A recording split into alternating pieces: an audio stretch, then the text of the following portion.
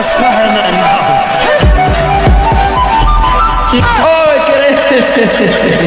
বসে বসে তোমরা সবাই ফোন হাতে নিয়ে দেখছো, বলবেন তো পেছনে দাঁড়িয়ে আছে, একটু বলে দেওয়া যায় না?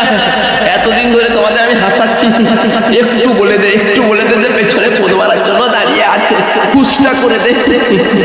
আমি তো পালিয়ে যেতাম, পায়রার চক্করে একটু হলে ফোন মারামারি হয়ে যেত। গান মেরেছে গেল।